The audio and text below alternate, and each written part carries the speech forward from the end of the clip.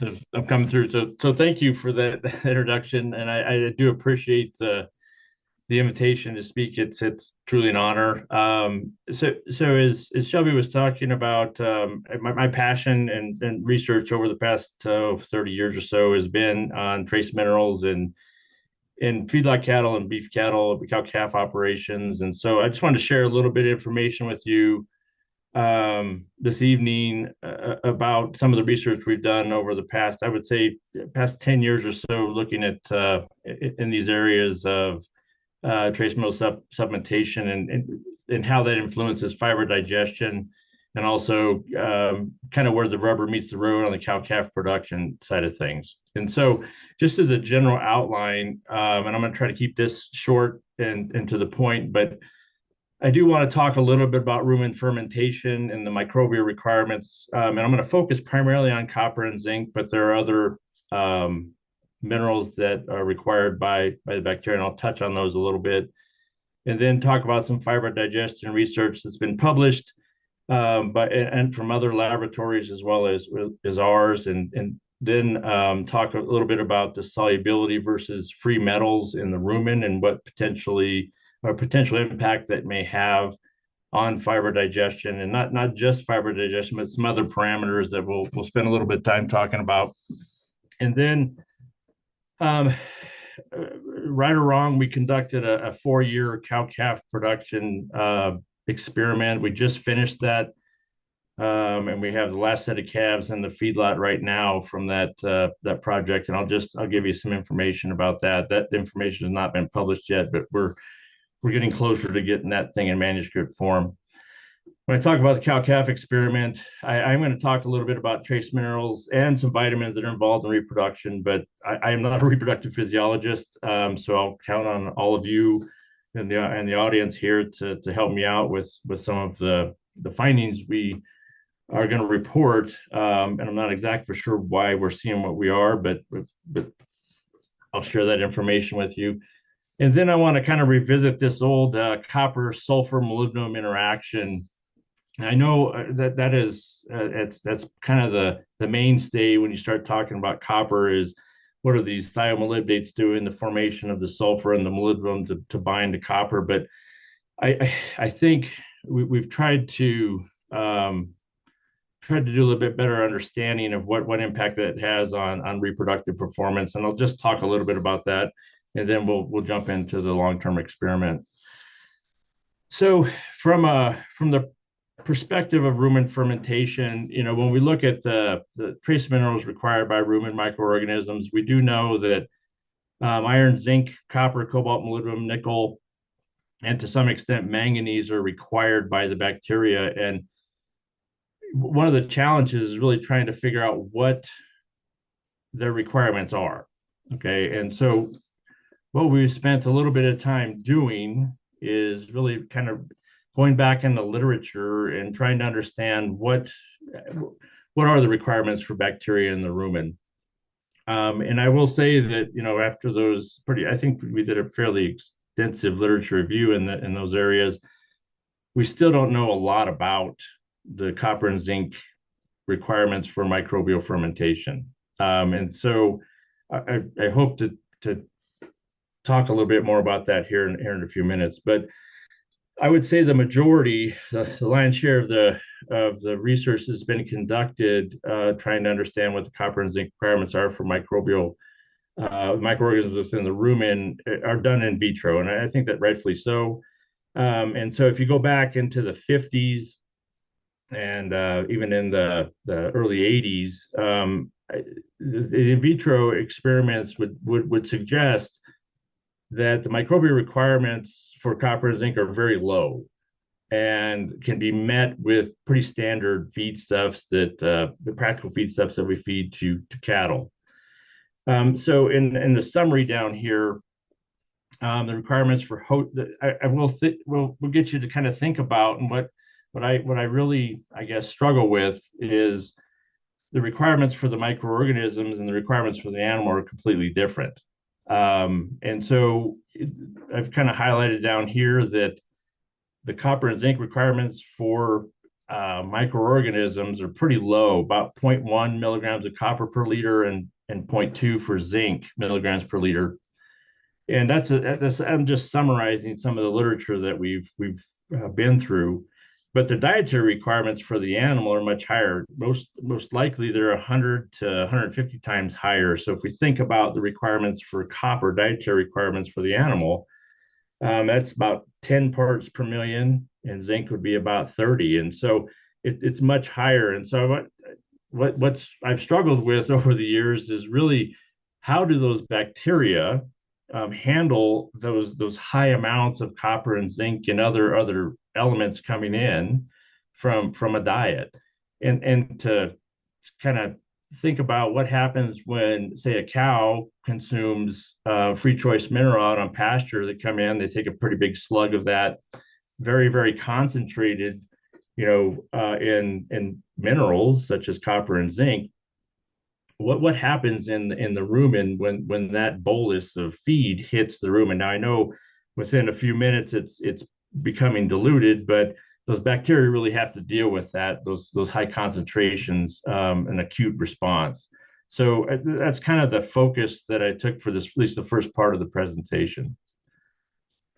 Now, again, I'm a big fan of looking back in the older literature, and this is a pretty straightforward experiment done back in 1990, and then we've published another experiment in 2017, where I actually put the ground corn in this table. But this is a simple experiment looking at the ruminal disappearance of copper and zinc from forages, and then we added the corn line in this, and so this would be an in situ type of research project. And it was really straightforward because there was a 0 time and a 72-hour time. And what you see down this column right here is the different forages, and then we have corn at the bottom. And at 0 time, this is the solubility, or how much is actually released in the form of copper, how much copper is released at 0 hours. So that's solubility in water. And then at 72 hours, you can see that, and I do understand, I guess, backing up, that these are pretty low in copper concentrations in general, but a large part of the copper is actually solubilized or released, even in water. In 72 hours, you get a little bit more. Zinc's a little bit different story, but you do get a modest amount of zinc solubilized or released into water at time 0, and then a much larger proportion at 72 hours post incubation. And so what I kind of take away from this information is that high proportions of copper and zinc are released relatively quickly, most likely when they get into the rumen, and that the copper and zinc in plant material is probably sequestered a little bit differently because it takes a little bit more fermentation time to release the zinc than it does copper. But kind of collectively, I would say that our forages and some of the grains are the copper and zinc are available, at least soluble in the rumen, pretty quickly. And I know a lot of folks don't give too much credit to the minerals in the basal diet or the grazed forage or the feedlot diet, but I do think we need to maybe rethink that in the future. So from a microorganism standpoint, how do they really handle this? And I'm not a microbiologist by any stretch of the imagination, but in our studies, bacteria and protozoa fungi are pretty resilient, obviously, and they have a couple different ways to handle metal. So they can consume metal, they can push it out, or they can cause efflux of metal, and they also have metal binding proteins. And this picture right here is really just a generic picture of a bacteria. And if you look at this closely, you can kind of see here's iron, here's manganese, here's zinc, and here's copper. If you look at iron, manganese, and zinc, the bacteria have a lot of transporters that want to bring those metals in. And so that means they have a pretty high requirement for those particular elements. And even iron is a really unique one because these bacteria will actually excrete proteins to bring iron back to the cells. So there's a lot of mechanisms that are associated with sequestration and metabolism of iron, manganese, and zinc in bacteria. Now, if you look at copper, the bacteria are very selective with copper. There's one in and one out portal for copper in most bacteria. And again, we think of bacteria as being pretty, copper as being bactericidal, or it can kill bacteria. But bacteria do have a low copper requirement. And they have to handle that very carefully. And so my whole interest in this is really what happens when that animal gets a big bolus dose of these high concentrated, say, free choice mineral supplements. What happens to those bacteria in more of an acute response? How do they handle that? Because it does cause some shifts in how they have to deal with these elements. I would say, though, as I mentioned before, that if you look at all the data, I would say practical diets that are fed to cows or feedlot cattle,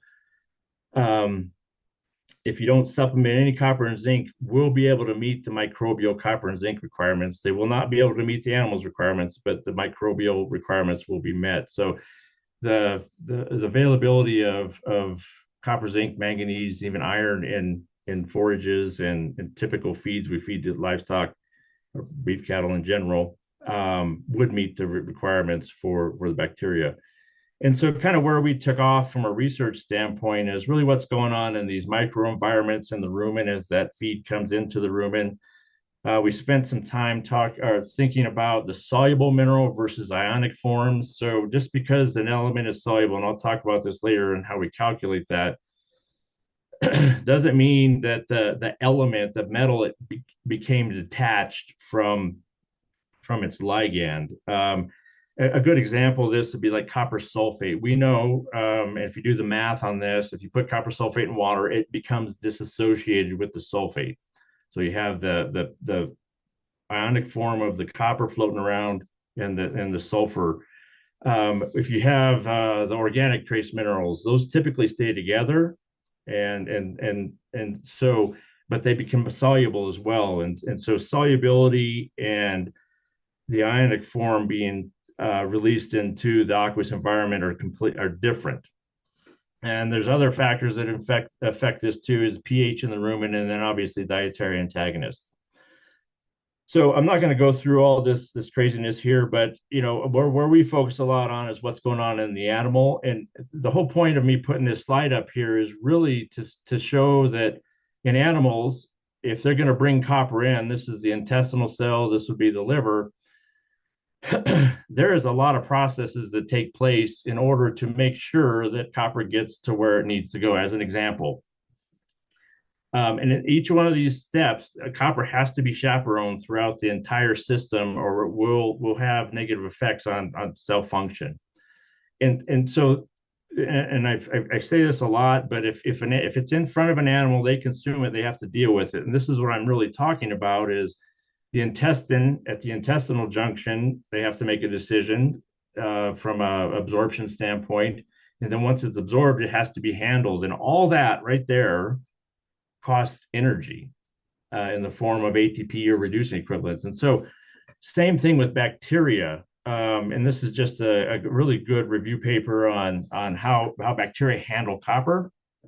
They have a requirement, it's low, but they also have to get rid of copper, and they can use binding proteins. They can push it out through transporters, but all of that, and you notice in these whole processes that copper is going from the +2 form to the +1 form and back and forth again.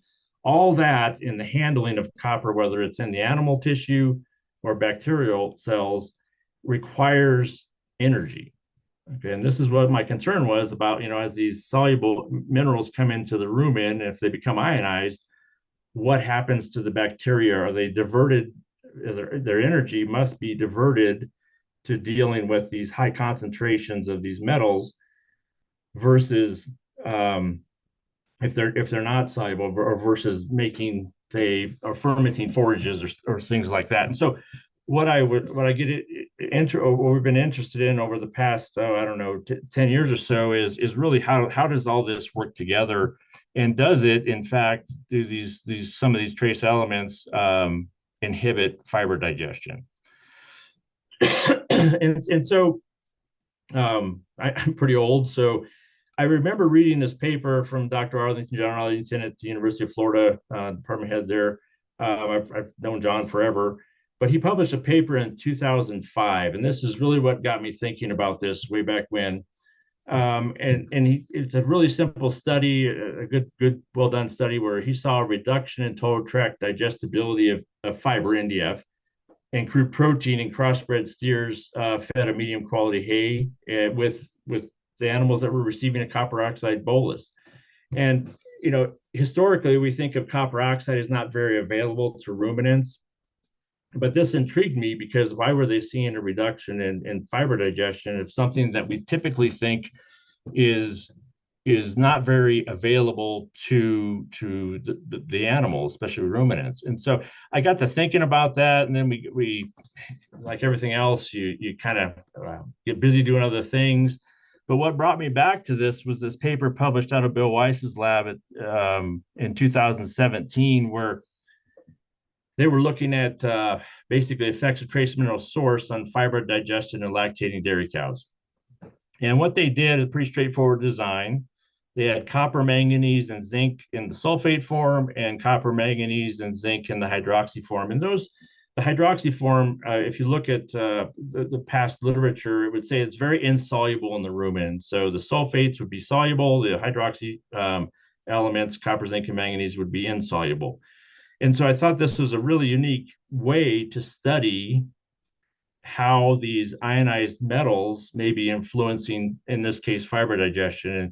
And they made a statement in this paper. If you look at the NDF digestion, and they had two different types of diets, a forage-based diet and a byproduct-based diet. But in general, what you see is with the sulfate elements that would be very soluble in the rumen, you see a reduction in NDF digestion on a forage-based diet and really on a byproduct-based diet, about 2% reduction in fiber digestion, NDF digestion. So that got us kind of rekindled into this area of the solubility of metals in the rumen and what potential impact that can have on digestion and fermentation. So we designed a series of experiments looking at this. And again, we're using the sulfate forms as a soluble form and these hydroxys as the insoluble. So that's kind of how I refer to them. And so we designed an experiment to kind of look at this in more detail. And I'll talk about that here in a minute. But the kind of the outcomes we were interested in are dry matter and fiber digestibility, rumen soluble concentrations of copper, zinc, manganese, and then fermentation characteristics. What did the VFA profile look like, total VFAs versus the molar proportions of the VFAs?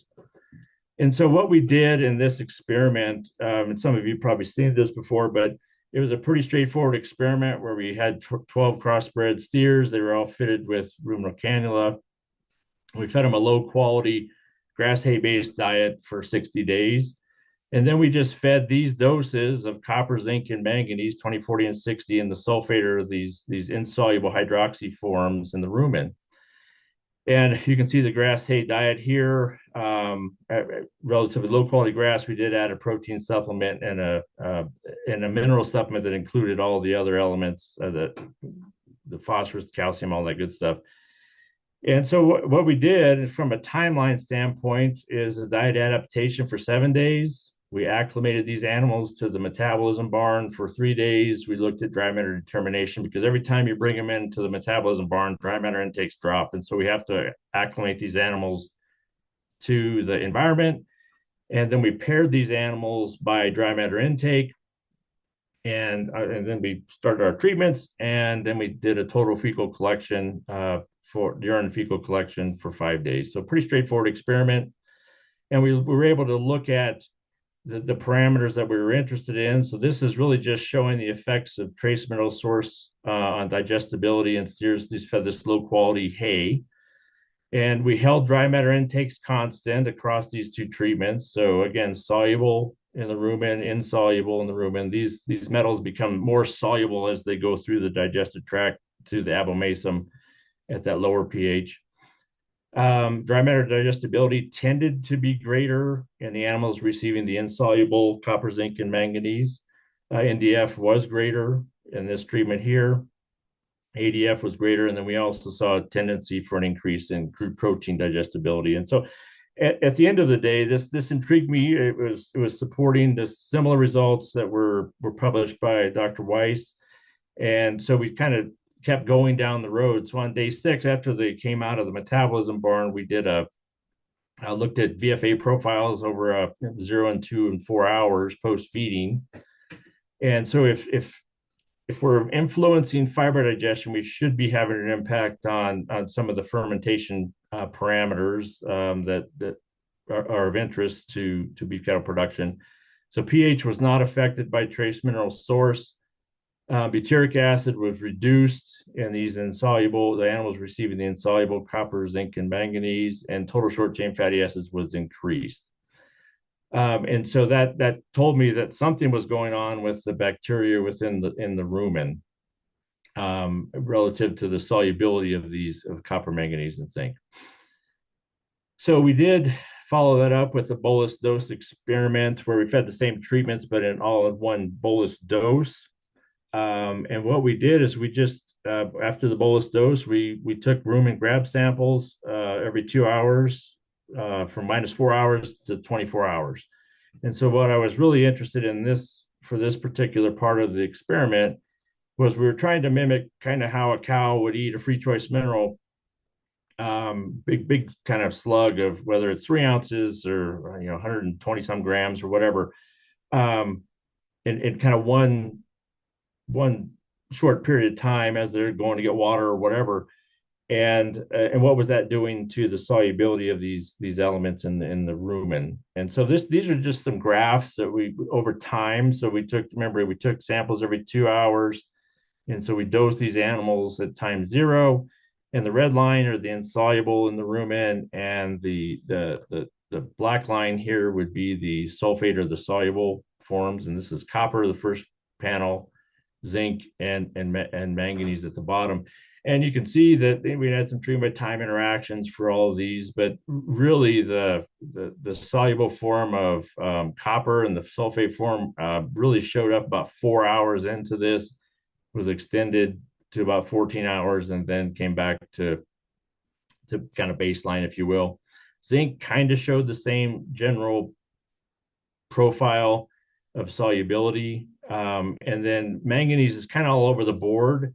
So these two sources, although we did see a treatment by time interaction, that they're relatively, I would say, pretty similar as far as solubility in the rumen. And now I need to be careful because solubility the way we do that is we'll take the grab sample, we'll centrifuge it down, and then whatever's in the supernatant, we'll analyze that supernatant for these minerals. And at the end of this, that's what we determine as soluble. And I don't know if that's the best way to do it, but currently that's the way we're looking at soluble forms of these metals in the rumen.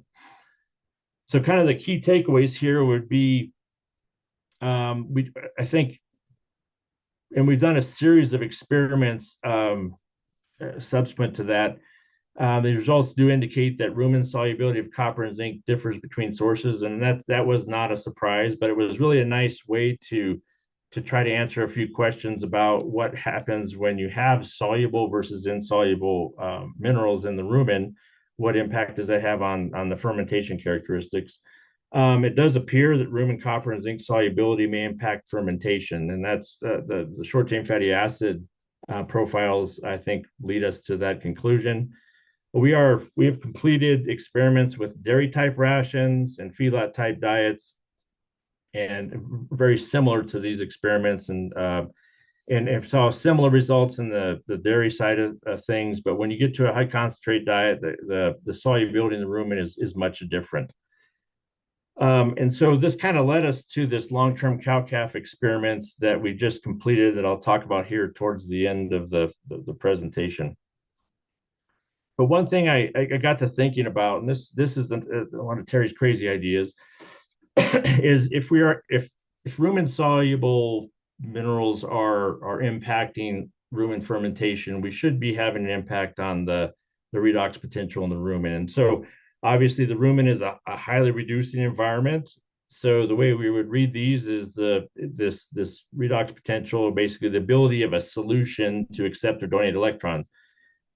The more negative the number, the greater electron donation potential. And so when we look at this, I wanted to use this as a proxy to see if we were influencing the redox potential of the rumen with these soluble.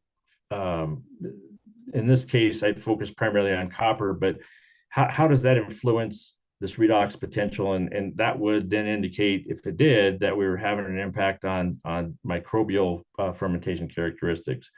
So as this redox potential becomes less negative, molar proportions of propionate should increase. And there's a relationship between pH here and the redox potential. And so it's kind of goofy because they get more negative as you go down here.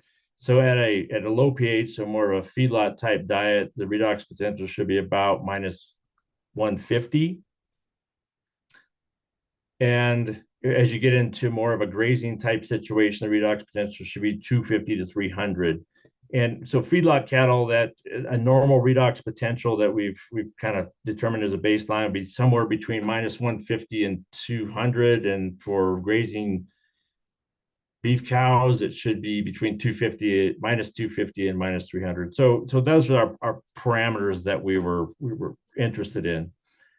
Now, it takes a lot to move the redox potential in the rumen, and you can do that pretty easily, though, with shifting diets, as shown here in this particular picture or figure. So one thing, as I mentioned before, I think we need to be really careful and trying to understand what the difference is between solubility versus the free ion solubility. And as I mentioned before, copper sulfate does dissociate. So my real question is, can soluble ions of copper impact rumen redox potential? And that's, looking at the data that's been published, inclusion of mineral salts, copper, manganese, and zinc have been reported, depending on their solubilities in the rumen, to have a negative impact on fiber digestion, especially when you get those rumen soluble copper concentrations, in this case, up above, the 0.5 milligrams per liter concentration. There's been some work in dairy cows that the dietary cation imbalance can influence the redox potential in the rumen, and then the soil chemists always are looking at the redox potential in the soil, and that does influence trace mineral absorption, and so it's a pretty complex type of system and especially in the rumen when we start talking about these free ions of, say, copper as an example. So our simple idea was, as copper becomes disassociated in the rumen, it'll go to a +2, then it gets reduced to a +1. That can have an impact on microorganisms. It can also bind to antagonists in the diet. It may reduce palatability, and it potentially could impact vitamin stability within the rumen. And our interest was really, does it impact redox potential? And so if you look at copper, it's half reaction, it's just above hydrogen, so it likes to acquire electrons. So what we did, again, use these same the cannulated steers, and our hypothesis was increasing soluble concentration in the rumen would alter rumen fermentation characteristics. And so this is a very straightforward experiment. We fed a high concentrate diet. We had 3 different treatments, so 0 supplemental copper, 10, and 20, and this is all from copper sulfate. And then we measured rumen pH, and we had no impact of dose of copper on rumen pH. Rumen soluble copper concentrations went up in almost a linear fashion here. So they started out in our negative control at 0.08 and went up all the way to 0.3. So again, not toxic, most likely, at this 20 parts per million in the diet, but we do see this linear increase. Now, one of the challenges is actually measuring the ionic form of copper. So this +2, now with the technology advancements in technology, they have a probe that we were able to use and validate for measuring the copper plus 2 in rumen fluid. And so we were able to measure this ionic form of the plus 2 in rumen fluid. And so, right or wrong, the way we went about doing this is once we got this value, we took it and then divided that by the soluble copper concentrations in the rumen, and that told us what the percentage was of the plus 2 form of copper in the rumen. And you see it goes down as the dose of copper goes up. And that's a significant effect there. The redox potential was what we were really looking at, and we didn't see any differences across redox potential, but we did see a tendency for redox potential to actually get larger or become less negative in the animals receiving the 20 parts per million. So there's a tendency there.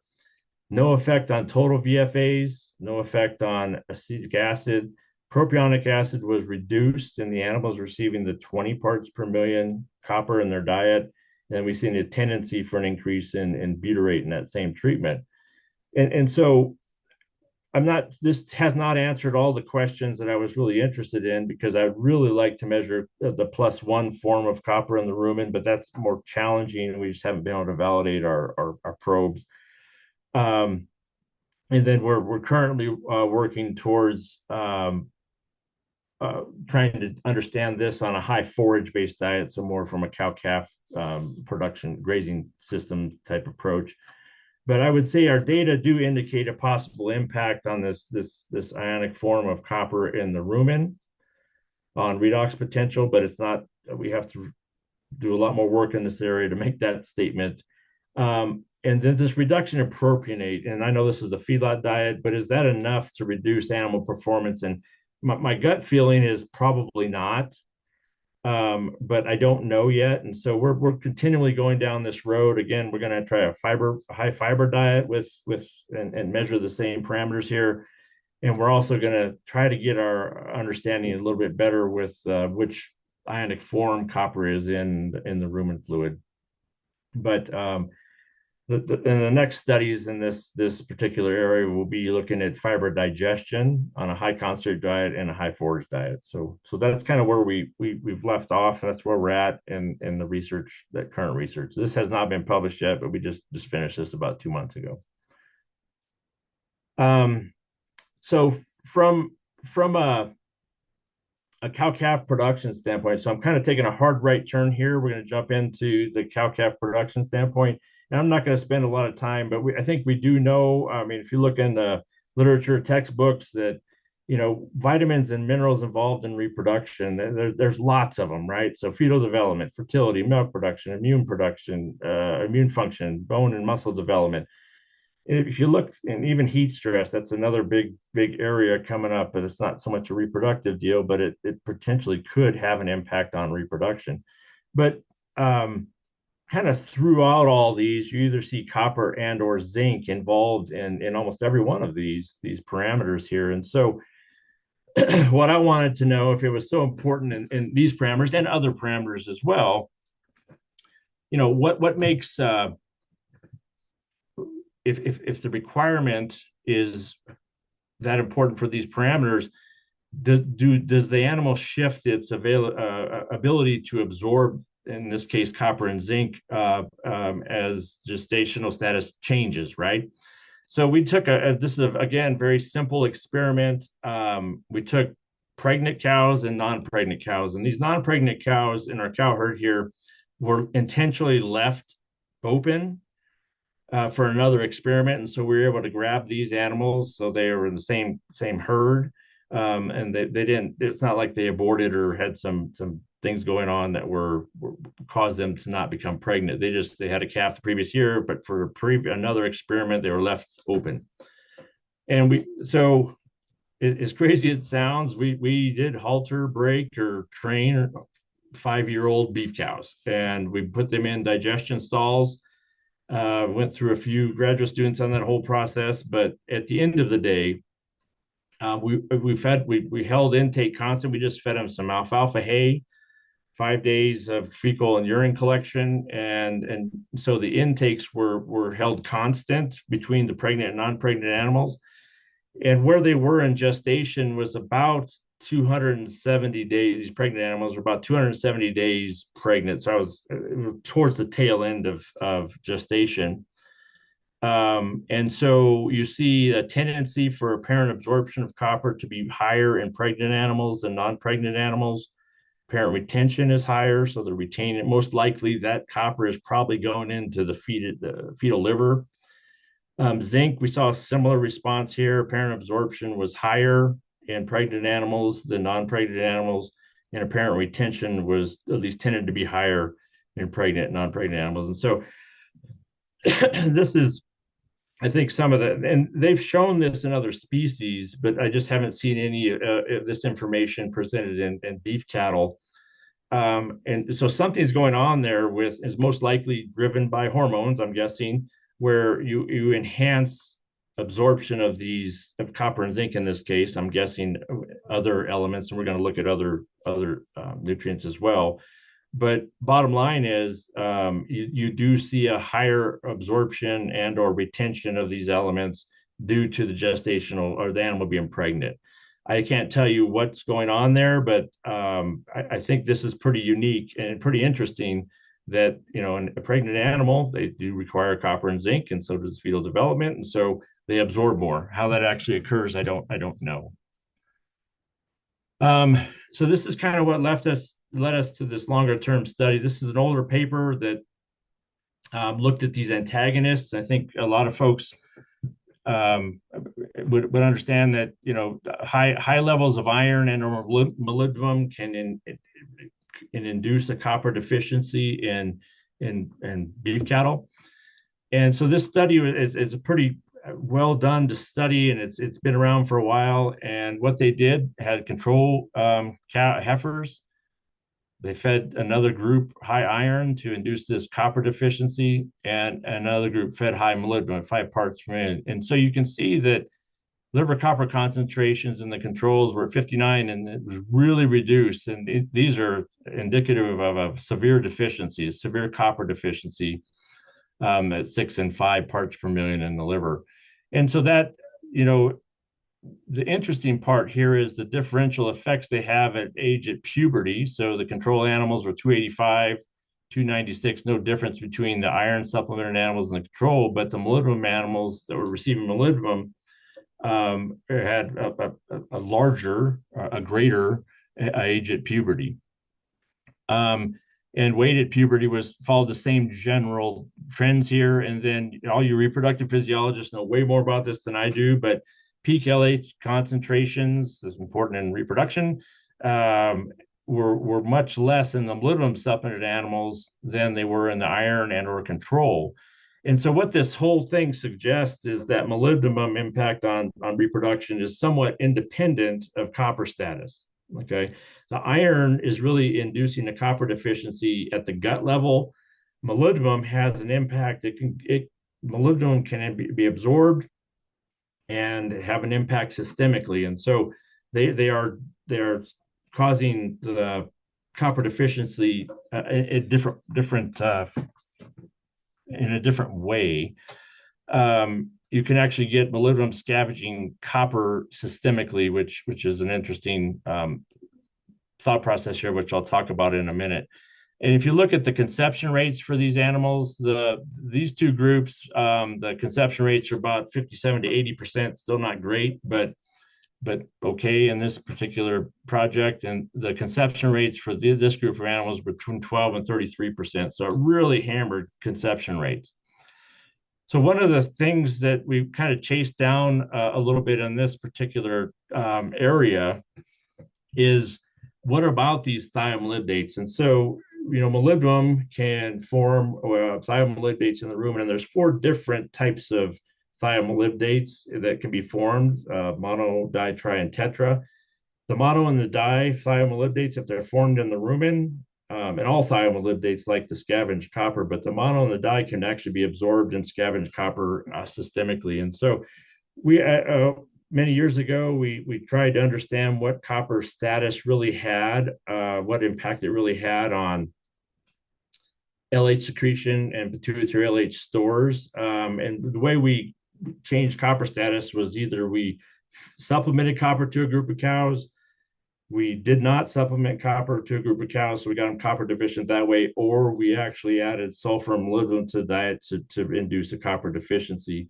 And in that particular experiment, we didn't see any effects on the GnRH induced LH secretion or pituitary concentrations of LH. And so we had that was we thought we would based off of the previous data that we just talked about here. But we just didn't see that response. So we conducted another cow study where we were modulating the molybdenum concentrations in the diet, and this particular diet, one of our treatments it was really similar to this study right here. And we fed the same diets over a 2-year period and really had no impact on reproductive efficiency. But we did see a copper deficiency. And so I don't know exactly where all this is going, but there's a lot of the data presented here it gets pretty confusing when we start talking about, okay, what impacts does copper have on reproductive efficiency? And so we've started going down a road with, okay, maybe it has to do with the copper molybdenum sulfur ratio in the diet, and maybe that's what they saw up here, and we didn't see that in our studies down here. And so what we did for this long-term calf study is we took all of our data and data that was published in the literature, and this is a crazy graph, I know, and I'm not the best at graphing these things, and we plugged them into Suttle's calculations for available copper. And what you see here is really the way this is set up is this available copper on this axis, molybdenum concentrations on this axis, and sulfur concentrations on this axis. And anything in red right here is where you're going to get a pretty good balance of all the thiomolybdates that can be formed. And so for our cow-calf study, we targeted this area right here. This also tells us that this hard crease in this three-dimensional graph right here really tells us that as you add more molybdenum to this, you really don't get a greater depression in available copper from this point, this direction. Now, sulfur, you can get into trouble when you get higher than this would actually be 0.4% dietary sulfur. Then you get into some of the polio issues. So what we try to do with our cow herd is actually keep it right here, and that's tricky because these are free choice supplemented animals with free choice mineral feeders out in the pasture, and so we tried to maintain this ratio of molybdenum to sulfur to copper, and so that's what we did for the past 4 years here. And so this is our cow calf production study. This is done in eastern Colorado, about 100 miles due east from CSU here. This is pretty much what the pastures look like out there in the end of July. So it's a pretty extensively managed type of research facility. And what we did is we took 180 Angus Hereford cows, and these were all 3-year-olds. We had 9 pastures with 20 cows per pasture, and we rotated these pastures, the cows in the pastures, monthly across 18 pastures. And we had 3 replicates per treatment and 3 free choice mineral treatments. This is our kind of homemade jobber with our trace mineral or free choice mineral feeders here. It gets pretty windy out there, and so this is what these belts are doing, hanging down here, keeping it from blowing out in all different types of conditions. The reason I put this picture here is it's about on an acre basis, it's going to be about 40 acres per year per cow calf pair per year. So they have to move around and find feed. I'll put it that way at this particular research facility. So again, here's our free choice trace mineral treatments. Again, we went with the sulfates or the highly soluble copper, zinc, and manganese, and then these insoluble copper, zinc, and manganese from these hydroxy forms at 1x the NRC. So we were trying to target NRC, and then we took those down to half. And again, we're really trying to balance the thiomolybdates formation in the cows on these different treatments. We did add, and no one will ever do this, so with the exception for research, this elemental sulfur to these diets. And the reason these are higher is because we're trying to adjust for the sulfate aspect in the copper, zinc, and manganese sulfate. And so this is what the free choice trace mineral looked like. These two treatments were at 1,000, 2,000, and 3,000 parts per million of copper, manganese, and zinc. And this one was at half of that dose. And our main objective, I guess, from this whole project was, does ruminal solubility of minerals under elevated dietary sulfur, maintaining that molybdenum concentration to optimize the thiomolybdates over this 4-year period impact cow-calf production parameters, okay? And so our molybdenum concentrations were approximately a little higher than 3 parts per million, and the sulfur intake at the end of the day over the 4-year project was about 0.31. So we were pushing the sulfur a little high. Typical type of parameters collected: body weight, body condition score, weaning weights, those types of things. Monthly forage and water samples.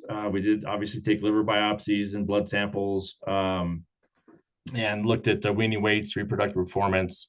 And then we did, the way this research facility is set up is we do have a feedlot there, and so those once we wean those calves, the steers and the heifers we were going to feed, we put them and commingled them in the feedlot pens. Not the heifers and the steers were separated, but the treatments were then discontinued, and we just fed them out as feeder cattle. And then we monitored free choice mineral intake over the monthly over the duration of the project. And so this is just a graphic representation of the free choice mineral intakes. And you can see in the first year of this, we started in January 21, we were having trouble with managing intakes because they're really hitting the mineral harder. So we did about in October, we upped the salt in the free choice mineral feeders, and we brought them back down. And then over the next couple of years, they were pretty similar across treatments. And so a little bit of a learning curve for us here, trying to target, and our target value was about 175 from a gram intake standpoint. And that, I say we were a little bit lower than that, but on average, but I think in general, we were able to maintain our interest in maintaining the sulfur, molybdenum, and copper ratios in the diet to optimize thiomolybdate formation. I'm not going to go through all the body condition scores and body weights, but with all these treatments, there was no difference in body weights or body condition scores throughout the entire experiment for any of these treatments. This is where I need help because I don't know enough about this, but this is really the only thing that stood out in this particular experiment. So it has to do with pregnancy rates to AI. So in year 1, we were at 35, about 63% for the sulfate animals, sulfate supplement animals. Same thing in these the IntelliBond 1X and IntelliBond half X. But then at year 2, we saw an increase or a similar pregnancy rates to AI and this IntelliBond treatment, but they actually went down in the sulfate supplemented animals over time. But overall pregnancy rates were not different for any of the years. And so we got pretty nice pregnancy rates. And if you look at the actual weaning weights, obviously, if these animals were bred earlier, they're going to produce heavier calves at weaning. So the actual weaning weights were heavier. But if you adjust those out to 205-day weight, adjusted 205-day weight, they're all the same. And so I don't know what's going on here, but this was pretty consistent, this reduction in conception rates to AI over this time period. And so really interested to hear people's thoughts on that. I'm not sure exactly why we saw that, but it was pretty consistent throughout the 4-year project. Last couple of slides here, really looking at the mineral status of these animals. And so here's the initial values, the way these graphs are set up. This is liver copper on this axis, and this is time over here on the y-axis over here. The x-axis down here is time. And you can see that the liver copper concentrations were greater in the IntelliBond supplemented animals, year 2, year 3, and year 4. But I will tell you this, that all these values, no matter if it's the control or the other treatments or the sulfates or whatever, they're all within normal ranges. So there's no deficiency in based off of liver copper concentrations. Zinc, and I really couldn't tell you the impact of what the value of measuring zinc is other in the liver, other than it's somewhat of a proxy of kind of how full the gas tank is. For status, it's not the best indicator, but you can see by year two, see the same general um, pattern as we saw with copper, that these insoluble forms of zinc had higher liver zinc concentrations at year two, year three, and then they came back together at year four. Manganese is a different story. Year one, no difference between treatments. Year two, the insoluble forms of manganese were higher in the liver.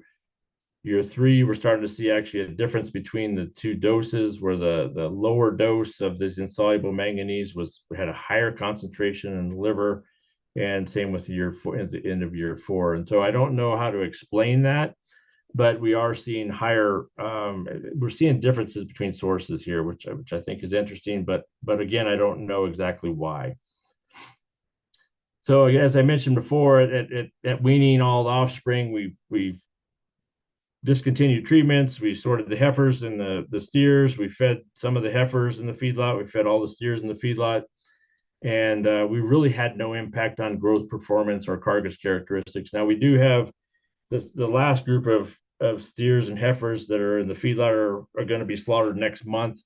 So that'll be the conclusion of this particular experiment. So to kind of summarize here, the supplementing these insoluble trace minerals, rumen insoluble trace minerals under pretty high concentrations of sulfur. We did see overall pregnancy rates to AI increase. Liver copper and zinc manganese, liver zinc copper and manganese concentrations were elevated in those receiving these insoluble rumen insoluble trace minerals. Actual weaning weights were higher, but not 205-day adjusted weaning weights, and there was no impact on offspring and feedlot performance to this currently. I don't anticipate much difference in this next group of cattle that we're going to kill next month. So last slide I have here, just kind of future challenges, opportunities. I do think it's worth over time to start thinking about mineral availability from basal feed ingredients. They are available, and I think we just need to get a better handle on what that percentage is, and so we can formulate diets better.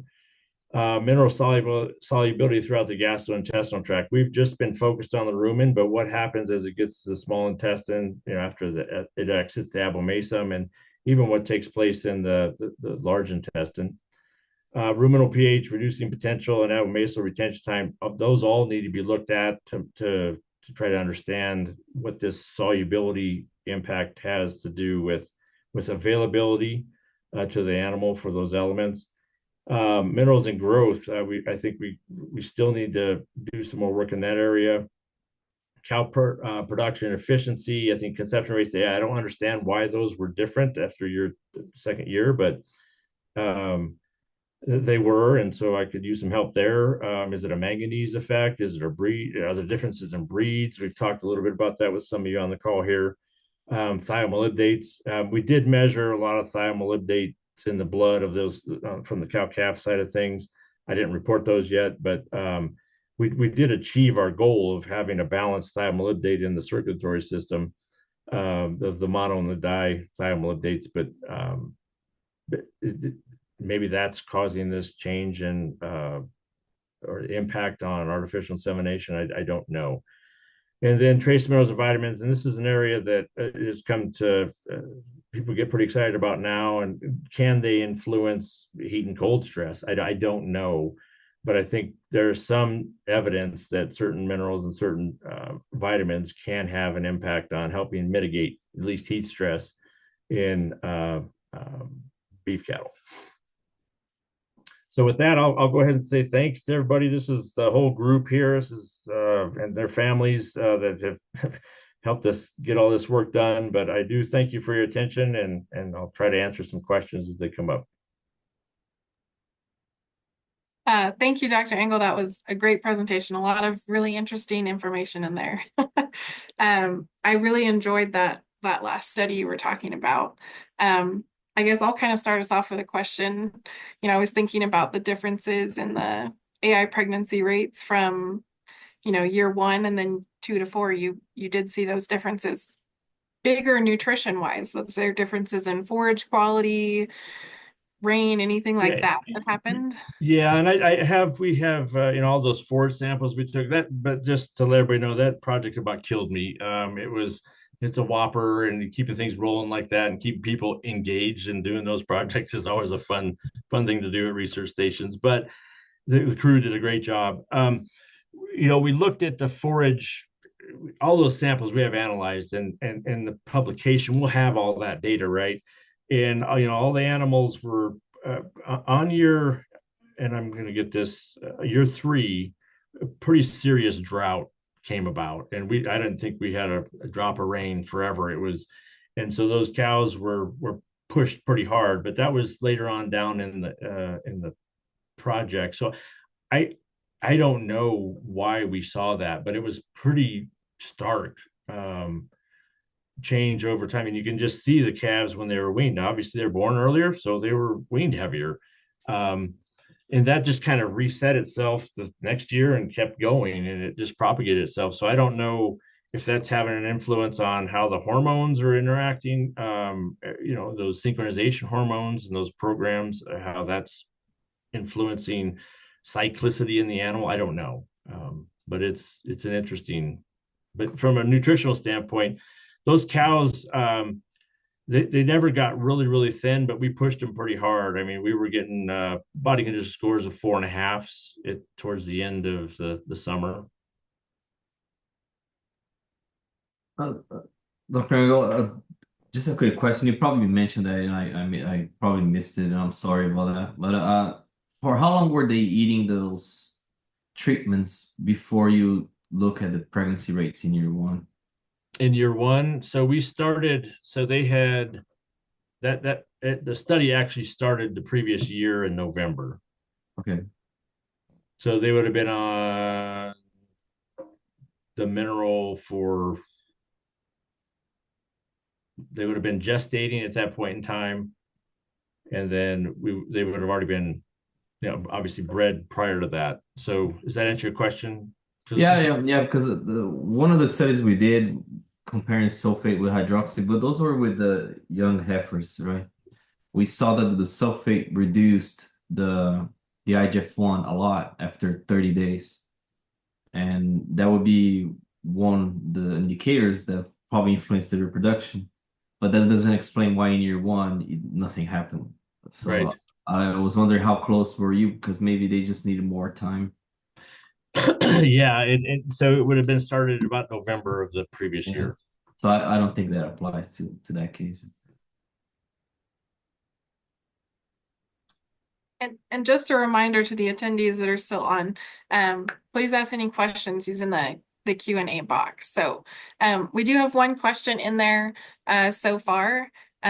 Is standard nutrient analysis enough to establish a baseline for basal feedstuffs, or should we be requesting additional specific testing? Oh, that's a great question. And I think the standard analysis I think is great. It's really how much credit do we give those minerals in forages or whatever. Let's talk about forages, grades, forages, whatever. And I think if you look in the literature, obviously maturity has an impact on obviously the amount and the availability of forages. But in general, if it's in there, if it's like copper or zinc or whatever, there's a pretty strong chance that it's a big chunk of it, over half, is going to be available. And I feel real comfortable saying that available in the form of solubles being solubilized in the rumen. Um, and now whether you got to be kind of careful here, because if those animals are under high sulfur, high molybdenum, or high iron, or other antagonists in the diet, they could bind the soluble form of those elements. And so but just based off of analysis, I personally give quite a bit of credit to the trace minerals in forages and other feedstuffs. Great, thanks. So another question just came in. Have you looked at magnesium or using different chelating processes? I have never, from a magnesium standpoint, no, we had I would say the magnesium side of things on our project, this last project we were talking about, or I just presented, was in the we were probably a little high on magnesium, but I have not done any research in the magnesium world or chelating. If that's what you're going for from the question standpoint of, can you bind magnesium or can magnesium have an impact on other elements? We haven't touched that yet. No. Thanks. So that's all the questions we have in the question box so far. I probably, on the extension side, probably the most questions I get, right, is how do I pick out a good mineral, right? Which is such an open-ended question. So, and maybe that would help some folks to talk a little bit about, when you're looking at 10 different minerals and you have mineral reps calling you and it is how do you hard pick because something out? a lot of that's kind of high pressure too, right? And I think from at least my experience of working with cow-calf producers, it, it's it would be really great if you knew exactly what was out there and you could sample your forages quarterly and have an idea of what's out there for the animals and kind of an estimate of what they're consuming. And then you could formulate your a free choice mineral supplement to really target your cow herd, your own. It's kind of an individualized one. And if you have high sulfate in the water, or maybe there's some tannin issues or something like that. But in reality, I think it's much easier to go to the store and buy something off the shelf. But I would also recommend talking to the neighbors and seeing what people are doing. It never hurts to visit with who has had good luck with X, Y, and Z. Most likely, what's happening is on average, you're probably whatever mineral you have out in front of them is probably hitting the target because you're not seeing severe deficiencies. What we're talking about now is, I think, now I was surprised to see this effect on our reproduction rates or conception rates to AI. I was shocked. I wouldn't have believed you if you told me. But that's what we got.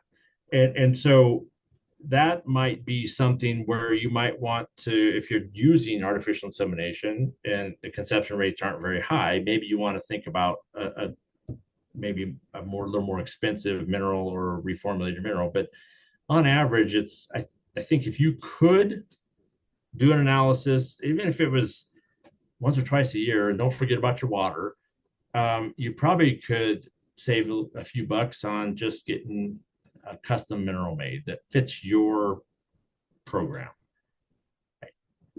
Other than we could go into liver biopsies and all that stuff, and that's just more money. And so I would ask the salespeople, okay, why do you recommend these?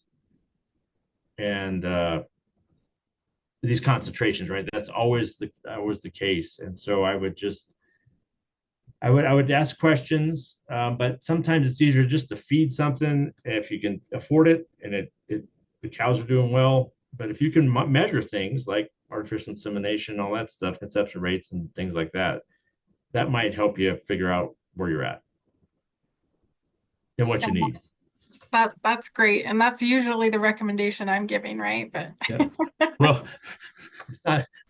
you're right. I just don't take my word for it. I think it's the challenge I ran into is when you do formulate custom minerals, you got to be willing to change when things change. Like you go into drought, right? That's a different ball game altogether.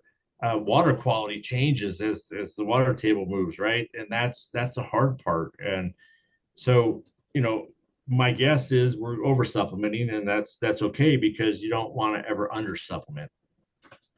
And intake is always an issue too. Right? What are your cows eating? On average, they're probably eating 3 ounces. Some cows are probably eating 5 pounds a day. Let's hope And they're not quite eating that much. if some aren't eating any, right? That's just, but on average, it's 3 ounces. It's tricky. Uh, Terry, so some areas, for example, here in Florida, for us, we use a lot of sugarcane molasses during the winter time.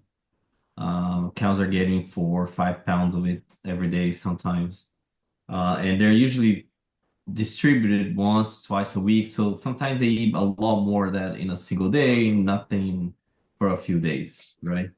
And some areas of Brazil, for example, they also are feeding a lot of DDG, Mm-hmm. so pre-calving or even after that. So assuming that they're feeding at the maximum limit, right? So they are always at 0.3% sulfur in the diet.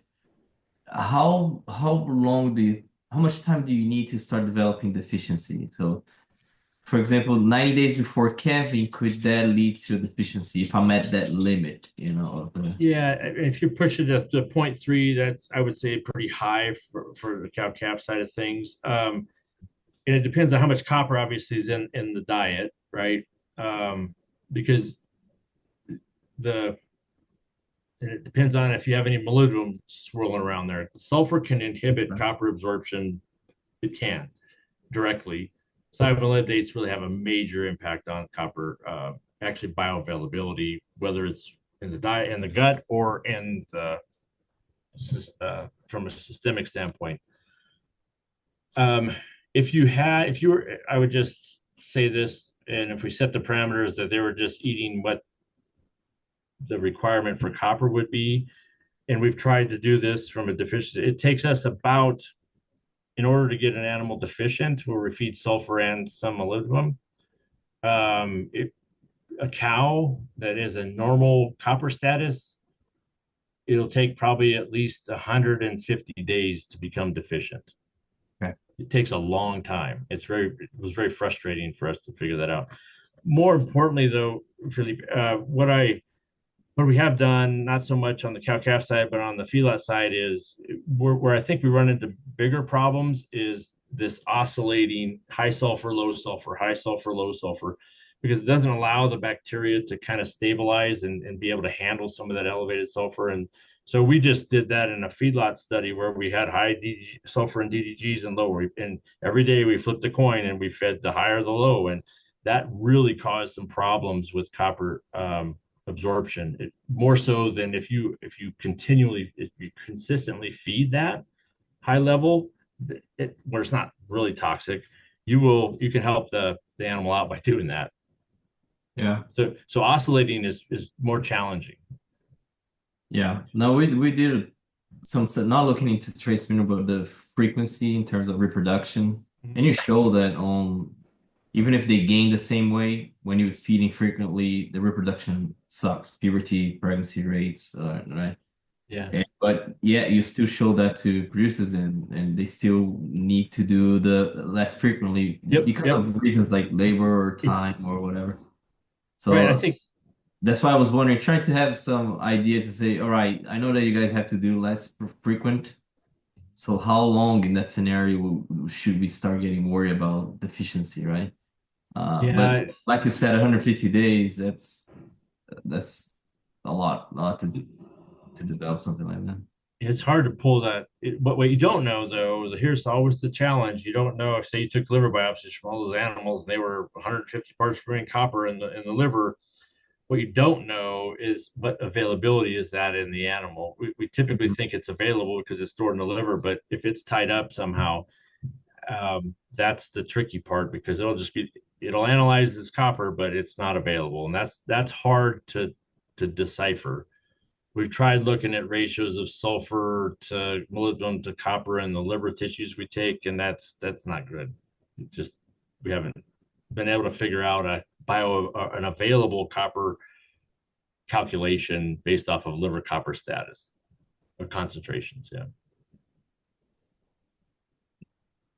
So we do have two more questions, and then I'll let you get back to your evening. The first one is, have you looked at an amino acid chelate?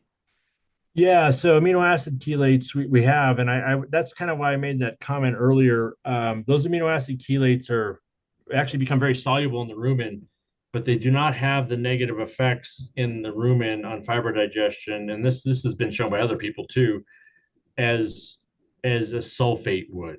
And so they're behaving differently than the insoluble forms of those hydroxy minerals, but they they are not ionized. And I'm pretty comfortable saying that. We have looked at those, and you do see if you compare a chelate, amino acid chelate to copper sulfate as an example, the sulfates will have this negative impact on fiber digestion. We've seen this in dairy diets that we've tested through our system, and they behave pretty similar, but they're different. They function differently in the digestive tract. So last question we'll pepper you with is, what's your experience with using the trace mineral injectables? Yeah, I'm sure you get this question a lot too. You know, I think everything has its place, right? I really do. And I've seen some positive. If you know you have a problem, I think they can help you in the short term. I think some work at Iowa State, Steph Hansen's lab and some other folks have shown that it can increase status. And so if you think you have a problem of, say, from my perspective, incoming cattle that are high risk, and they come from an area that you is prone to copper deficiency or selenium deficiency, then they probably would be warranted. But and I know some people use it around the time of breeding, right? And that's a whole nother question, is what is the status of the animal? And so I think it used in the right situation, they will definitely do increase the status of the animal for a short period of time. And if that is what's helpful for the animal, then by all means use it. But are they applicable for every situation? No. That's really helpful. We did get one more question that's quite long on there.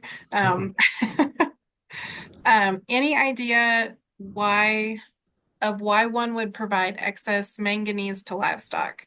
They're really concerned with excess. The standard custom mineral mix in their area has included a huge amount of manganese, 1,700 parts per million. Yeah. Their forage averages 172 parts per million. Mhm. Yeah, I don't. So from a toxicity standpoint, there's really you'd have to get much higher than that to have a toxicity issue. I think if you look at the beef cattle NRC or the NASIM or whatever we call it now, it the reason they're probably doing that is from a reproductive standpoint. The requirement for non-gestating or non-reproductive animals would be 20, and then now it's 40 for pregnant cows. And the studies that have shown that um, were under they had a pretty controlled environment. And so to answer the question, I don't think there's an issue with toxicity. I would question though why there's so much manganese in there. And my guess is they're trying to improve reproductive efficiency, but my guess is these cows aren't deficient in manganese regardless. That's without seeing any of the information or data, that's my guess is the reason they're pushing it or it's high is unless they've done studies where it's not available in the forages, and they know that might be an indicator of adding more to the mineral, but I don't necessarily think you need to worry about toxicity. Cost maybe for sure, but Well, thank you, Dr. Engle. We really appreciate you oh, doing a webinar this evening. It was great information, great for us to add to our kind of stash of recordings. So I think this is kind of one of the first mineral talks we have in there. So I'm sure it'll be a popular one. you don't want to ever listen. You must be bored out of your mind if you want to listen to this recording of me. That's bad. But regardless, we do appreciate you jumping Anytime. on and giving a talk for us this evening. So thank you everybody that participated this evening and attended the webinar. And again, this will be recorded and hopefully up in the next week or so for those of you that either had to ditch out early or came in late. So thanks, everybody. Thank you. Thank you, Terry. Thank you, Dr. Engle. See you all.